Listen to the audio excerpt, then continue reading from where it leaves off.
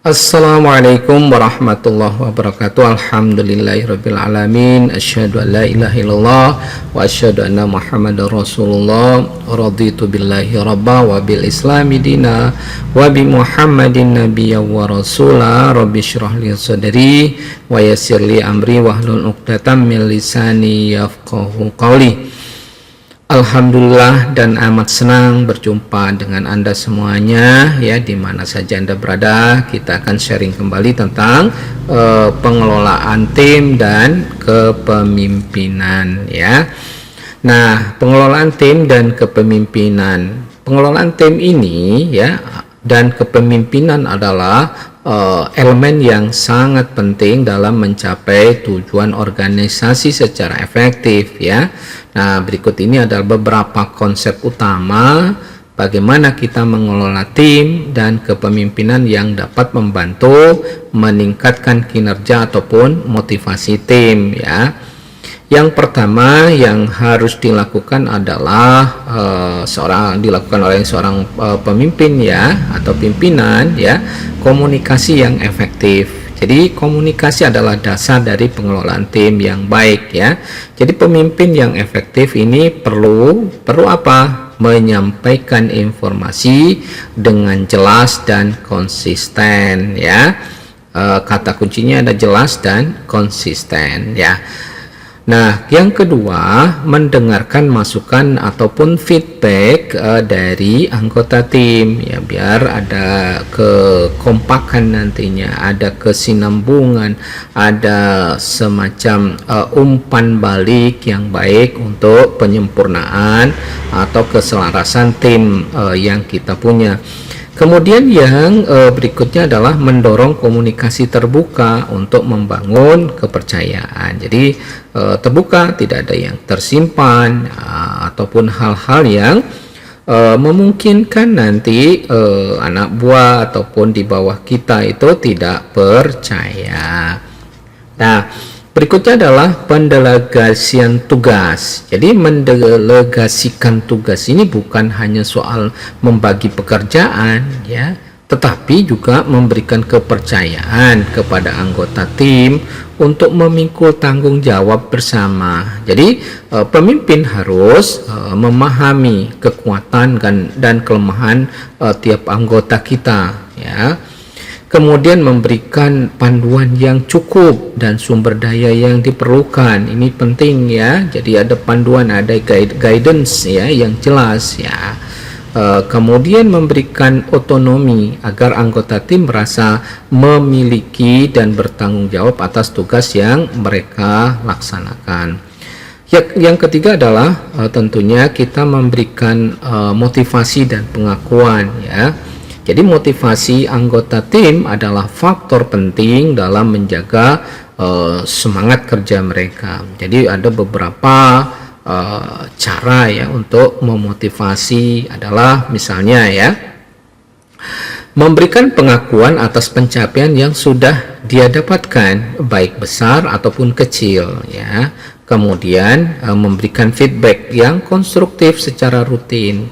Jadi kita bangun, kita kasih motivasi mereka bahwa ayo kita sama-sama untuk membangun usaha perusahaan yang ditempati atau lembaga yang ditempati.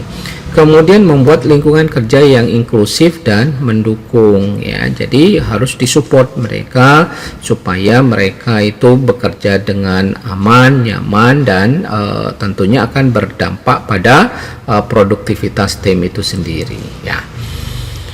Yang berikutnya adalah pengembangan dan pelatihan ya. Jadi pemimpin yang baik selalu mencari cara untuk meningkatkan keterampilan anggota timnya. Ini bisa dilakukan dengan memberikan pelatihan yang relevan dan tugas mereka ya, dalam tugas mereka tentunya ya. Kemudian menyediakan kesempatan untuk belajar dan berkembang ya. Kalau ada kesempatan ya, beasiswa, dorong mereka untuk berangkat ya, untuk meningkatkan kemampuan mereka. Kemudian mendorong anggota tim untuk mengambil inisiatif dalam pengembangan diri. Jadi kita berharap ya, kalau untuk perusahaan yang besar mungkin memang ada biaya khusus untuk hal ini ya, untuk pengembangan dan pelatihan. Tapi yang baru bergerak atau baru berjalan, perusahaannya masih kecil, tidak menutup kemungkinan mungkin ada undangan, ada semacam beasiswa ataupun apa saja yang bisa membantu. Itu kita dorong semua tim kita ya untuk bisa meningkatkan ya kemampuan mereka ya, kita kembangkan ya supaya mereka semakin terampil nantinya. Yang kelima, pengambilan keputusan yang bijaksana ya. Dalam pengelolaan tim, pengambilan keputusan yang cepat dan tepat sangat penting. Jadi pemimpin itu perlu mengumpulkan informasi dan masukan dari tim sebelum membuat keputusan ya. Jadi jangan sewenang-wenang tentunya ya. Kemudian mempertimbangkan dampak jangka panjang dari keputusan tersebut. Sudah dipikirkan nih, kalau saya mengambil keputusan A atau B atau C itu dampaknya seperti apa, itu harus diperhitungkan ya. Kita berharap ya dampaknya positif ya, jangan negatif nantinya walaupun dalam jangka panjang ya. Kemudian berikutnya adalah bersikap transparan dalam proses pengambilan keputusan. Ini penting ya, transparansi ya, dan akuntabilitasnya juga bisa dipertimbangkan. Jadi itu beberapa hal. Kemudian manajemen konflik. Konflik adalah hal yang alami dalam suatu tim dan pemimpin harus siap untuk mengelolanya. Langkah-langkah yang dapat diambil meliputi mendengarkan pandangan kedua belah pihak tanpa bias, kemudian mencari solusi yang saling menguntungkan ya. Jadi itu ya, jadi pertama yang harus dilakukan itu mendengarkan dari kedua pihak, kemudian setelah mendengarkan baru kita mencari solusi yang saling menguntungkan, win-win solution ya. Kemudian mendorong pendekatan kolaboratif daripada kompetitif dalam penyelesaian konflik. Nah, yang ketujuh tentunya keteladanan nih ya. Jadi pemimpin adalah panutan bagi timnya.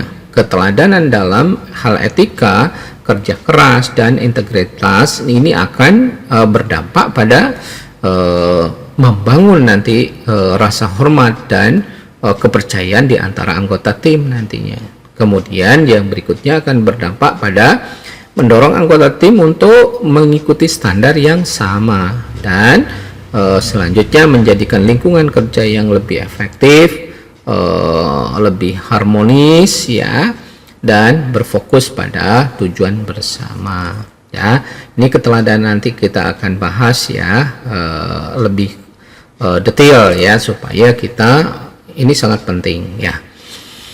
Kemudian berikutnya adalah evaluasi dan perbaikan terus-menerus. Jadi pemimpin harus selalu mengevaluasi kinerja tim dan mencari cara untuk perbaikan. Ini bisa dilakukan melalui review rutin ya terhadap pencapaian dan target yang belum tercapai misalnya.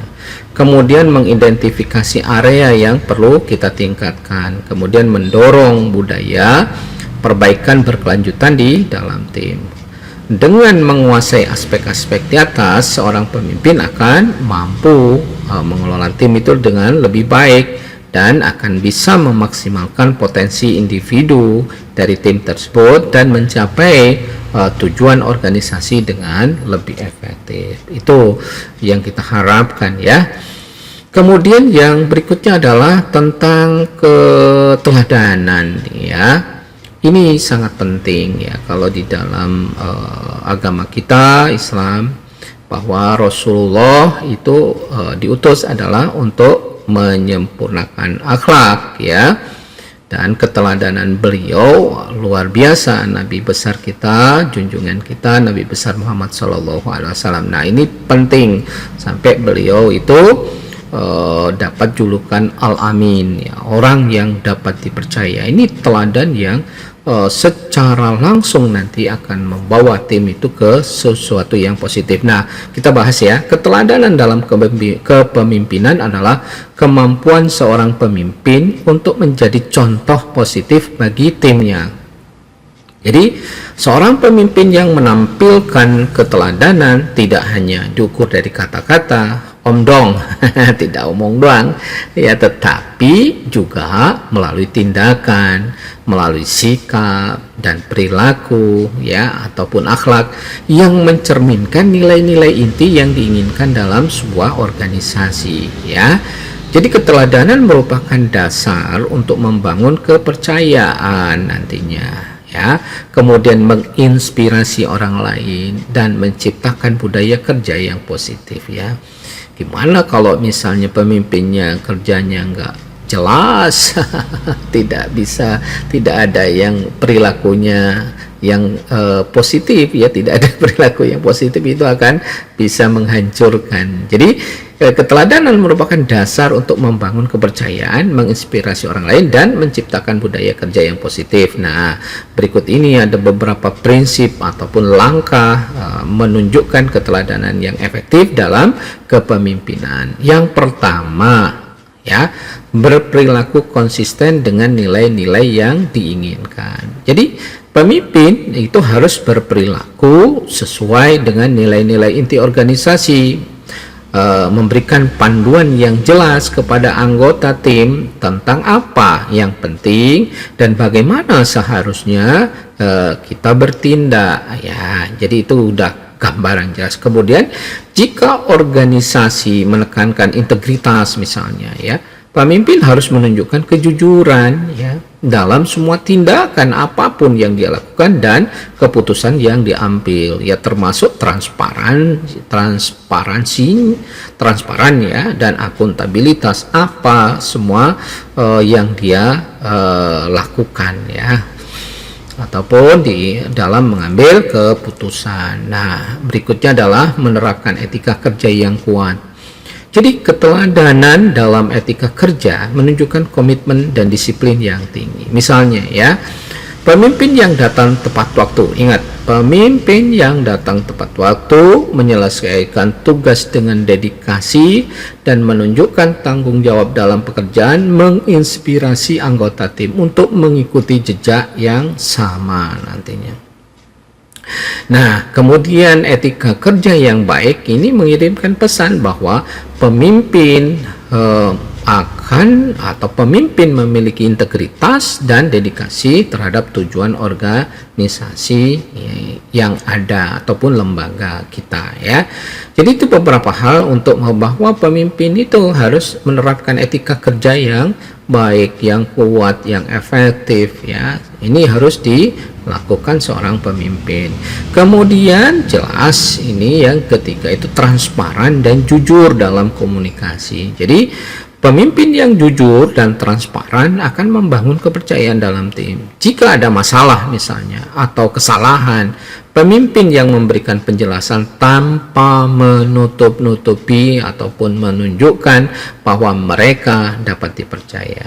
Jadi transparansi ini juga menciptakan lingkungan di mana anggota tim merasa aman, ya, untuk berbagi ide, ada pertanyaan, kalau ada pertanyaan, dan kekhawatiran mereka itu bisa diminimalisir. Jadi itu, ya, karena ini penting, ya, sebagai dasar di dalam proses kerjasama tim itu sendiri, ya. Oke, berikutnya adalah menunjukkan sikap positif dan empati. Jadi pemimpin bersikap positif dan empati dapat meningkatkan semangat dan kepercayaan diri anggota tim bahkan dalam situasi yang sulit, ya. Jadi sesulit apapun itu. Jadi kita harus bersikap positif ya. Jadi kemudian kalau ada tim kita itu yang lagi bermasalah, kita berempati, mungkin ada cobaan yang mungkin dia harus tanggung ya, ada musibah dan lain-lain, kita harus ada empati. Nah, sikap empati menunjukkan bahwa pemimpin peduli terhadap kesejahteraan dan perasaan anggota tim, yang nantinya akan membuat mereka merasa dihargai sebagai individu. Nah, kalau sudah merasa dihargai, itu akan berdampak pada etos kerja dari tim ya. Jadi ini akan berdampak ke sesuatu yang positif. Nah, yang kelima, mengakui dan menghargai kontribusi tim. Jadi pemimpin yang menghargai dan mengakui kontribusi setiap anggota tim, menciptakan suasana kerja yang mendukung dan menghargai kerja keras ya. Ini dapat dilakukan melalui misalnya pujian, kemudian penghargaan ya, yang sederhana-sederhana, atau sekadar ucapan terima kasih ya. Nah, itu semua salah satu untuk mendorong ya dan menghargai adanya kontribusi tim. Jadi keteladanan ini akan memotivasi anggota tim untuk berusaha lebih keras dan merasa lebih bersemangat dalam bekerja. Ini dampak yang kita inginkan ya. Nah, keenam itu berani mengambil tanggung jawab. Jadi pemimpin yang bertanggung jawab menunjukkan keteladanan dengan tidak mencari-cari alasan atau menyalahkan orang lain atas kesalahan. Mereka mengakui kesalahan dan berusaha memperbaikinya. Ini akan menciptakan budaya di mana setiap orang merasa aman dan belajar dari kesalahan tanpa takut dihukum ataupun dihakimi. Kemudian yang ketujuh ya, tentang keteladanan ini menunjukkan dedikasi terhadap pengembangan diri. Jadi pemimpin berkomitmen untuk terus belajar dan berkembang dan memberikan inspirasi bagi anggota tim untuk melakukan hal yang sama. Dengan menunjukkan keteladanan dalam pengembangan diri, pemimpin mendorong tim untuk meningkatkan keterampilan dan keahlian mereka secara terus-menerus ya. Oke, selanjutnya adalah yang ke-8 itu menghadapi tantangan dengan tenang dan bijak. Jadi kalau ada ketika kita menghadapi tekanan atau situasi sulit ya, pasti suatu saat kita akan bertemu dengan hal yang seperti ini. Jadi pemimpin harap tetap tenang ya dan bijak dalam pengambilan keputusan, memberikan contoh penting bagi anggota tim ya tentang cara menghadapi tantangan tersebut. Nah, keteladanan ini mengajarkan kepada tim bahwa masalah dapat diatasi dengan pendekatan yang bijaksana, bukan dengan gerusa-gerusu atau reaksi yang impulsif. Itu tidak dibenarkan. Jadi yang ke-9 ini mendorong kolaborasi dan kerjasama tim. Jadi pemimpin menunjukkan kerjasama dengan anggota tim dan berkolaborasi dalam pengambilan keputusan, menciptakan contoh bahwa kerja tim itu lebih penting daripada individualisme ya.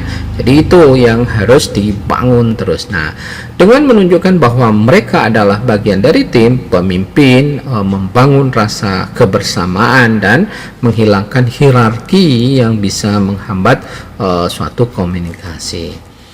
Nah, yang berikutnya adalah mengambil keputusan dengan adil dan objektif. Ini penting ya. Jadi keteladanan dalam keadilan adalah ketika pemimpin mengambil keputusan berdasarkan fakta dan pertimbangan yang adil tanpa keberpihakan ataupun diskriminasi.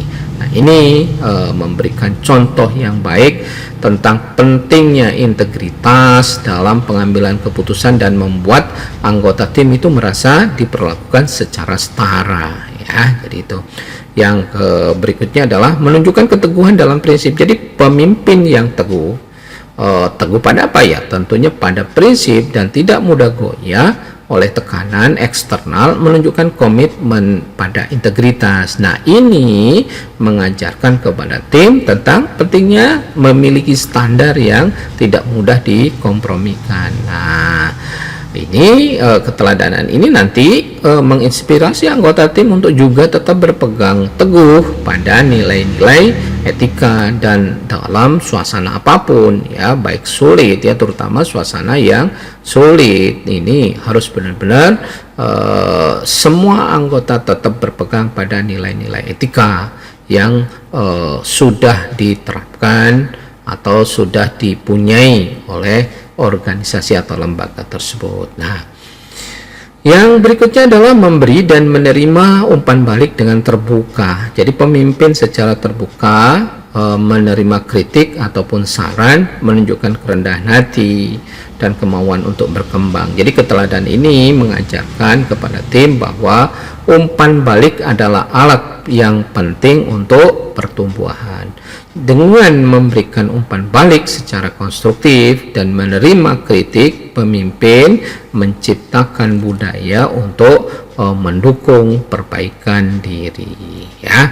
Jadi itu beberapa hal tentang keteladanan. Nah, berikutnya adalah menjadi teladan dalam keseimbangan kerja dan kehidupan pribadi. Jadi pemimpin yang menghargai keseimbangan antara pekerjaan dan kehidupan pribadi juga menginspirasi anggota tim untuk melakukan hal yang sama. Ini penting untuk mencegah kelelahan dan menjaga kesehatan semua anggota tim ya, terutama kesehatan mental health ini harus dijaga.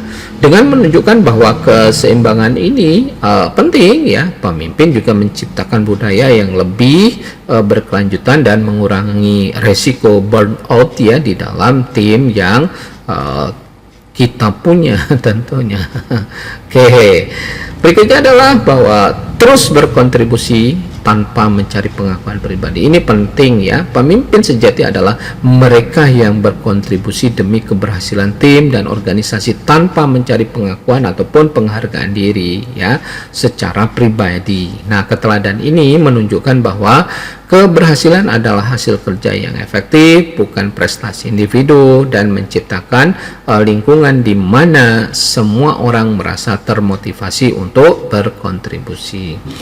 Dengan menjadi teladan yang baik, pemimpin dapat membentuk budaya organisasi yang penuh integritas, kolaborasi, dan semangat untuk bisa berkembang. Nah, keteladanan yang kuat ini akan memperkuat rasa kepercayaan dalam tim, misalnya meningkatkan loyalitas anggota tim, dan akan menciptakan lingkungan kerja yang harmonis dan produktif. Nah, seorang pemimpin yang berperilaku sebagai teladan ini akan menciptakan fondasi yang kuat bagi keberhasilan tim dan organisasi. Mungkin itu yang bisa kita sampaikan ya untuk sharing kali ini. Mudah-mudahan nanti kita bertemu kembali dan terus bersemangat ya memperjuangkan kehidupan kita sebagai khalifah fil ard ya, khalifah di muka bumi ini, pemimpin di bumi ini, walaupun dalam skala yang sekecil apapun. Nasrum minallah fatun qarib. Wassalamualaikum warahmatullahi wabarakatuh.